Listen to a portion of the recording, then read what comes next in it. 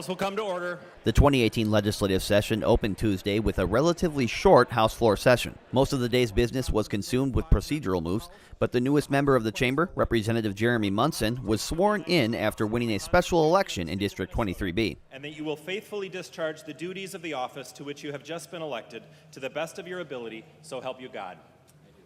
Congratulations. Munson, who received an ovation from his fellow lawmakers, joins the 77-member Republican majority, which holds a 20-person advantage over the DFL. Following the floor session, leadership from both caucuses held a brief news conference to talk about their priorities for the upcoming session. Federal tax conformity was a topic both leaders weighed in on. One of our biggest priorities this session will be passing a federal tax conformity bill, and obviously along with that we'll need to pass some tax relief.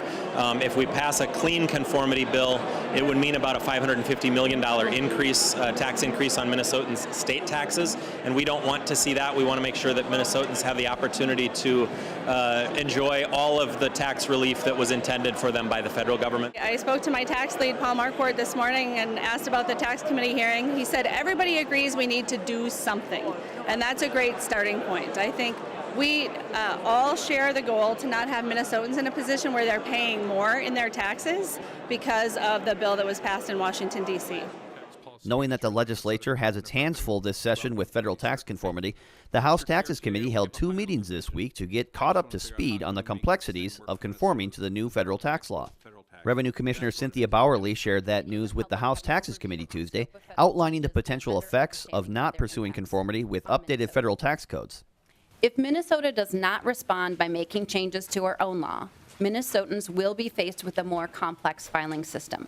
The department's job is to ensure the most efficient and effective filing system for our customers, and we will do that. Under these circumstances, however, if there is no law to respond to the federal changes, there will be complexity that the department cannot mitigate. The committee also received reports from the House Research and Fiscal Analysis departments, along with hearing public testimony. On Thursday, a bipartisan group of House members and anti-hunger advocates announced the creation of the Child Hunger Caucus. Representative Erin May Quaid, a DFLer, along with Republican Representatives Rod Hamilton and Tony Jurgens, were on hand to discuss the purpose of the new caucus. When I decided to run for office, it was because childhood hunger in my community had gone up 384% in the 10 years since I had graduated from high school. And I wanted to make sure that someone in this legislature was doing something about it. Kids should not have to worry about where their next meal comes from, right? Let the adults, let the experts worry about that.